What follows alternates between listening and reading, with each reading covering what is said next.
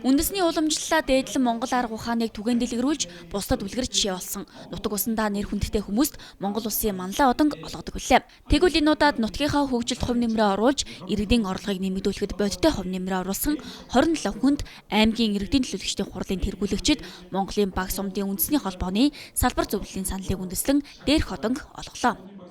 Энэ шагналыг одоо гардуулаад 5 дахь жилээ болж байна.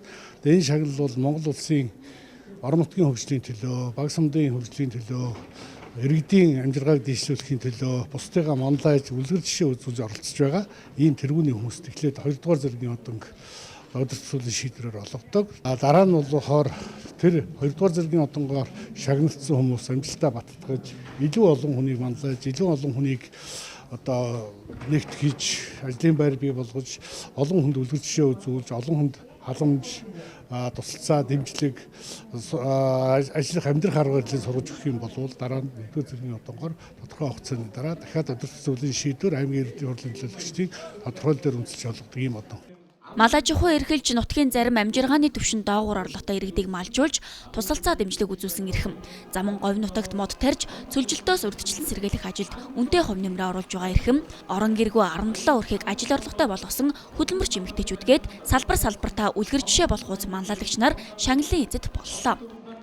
Тэгэхээр миний одоо ажиллаж байгаа сүүлийн 20 жил ажиллаж байгаа сургууль Хотгон аймгийн Баян өндөр цогцлог гэж сургууль байна.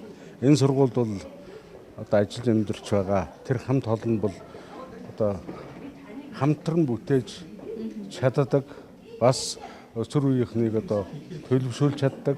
Тэднэр нь бол одоо үнэхээр одоо ажилдаа эзэн болсон, өөрийнхөө эцэг их тэр амьдарч байгаа суурьндаа үлгэр жишээ болсон олон сайхан манлайлагчид энэ сургуулиас төрж гарсан учраас энэ сургуулийг удирдах авч байгаа захирлад энэ эрхэм үндэтэй шагналыг олголоо гэж баярлж.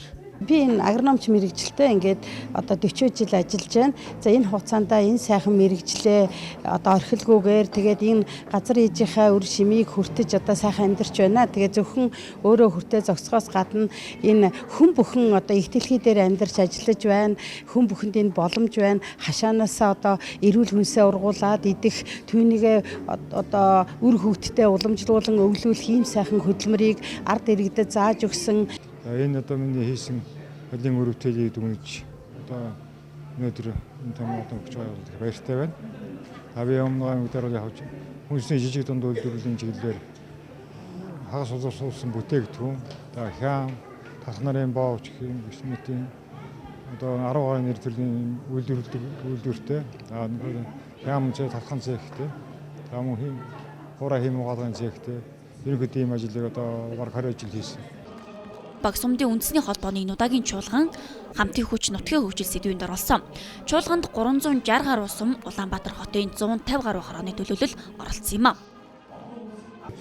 Энэ ярилцлагын явцад бид нар цаашдаа Монголын төрийг төлөөлж ард түмэнтэй хамтарч ажилладаг тэр баг дээр, тэр хороон дээр ажиллахад төрийн бодлогыг одоо ард түмэнд хүргэхэд төрийн өмнөөс ард түмэнд төрийн үйлчлэгээ үзүүлэхэд тулгарч байгаа хүндэтгэл бэрхшээлтэй олон асуудлын талаар ярилцаж цаашдаа холбогдох байгууллагуудад үр даалгавар өгч шийдвэр гаргуулж шийдвэрлэх ийм болцоо боломжуудыг бүрдүүлэх ийм болцоо бүрдэж байна гэж ингэж ойлгож байна. Улсын хөгжлийн гол хөтөлбөр болсон хороо баг суманд сан байгуулах нь чухал гэдэг асуудлыг чуулганы үеэр хүндсэн юм а. Улмаар Монголын баг сумдын үндэсний холбооны удирдлагын санаачлагаар ерөнхий сайд 1600 гаруй баг 152 хороонд нийт 900 сая төгрөгийг тусгаж өгөхөр болжээ. За цаашид баг хороод хуримтлал үүсгэн ажиллах юм а.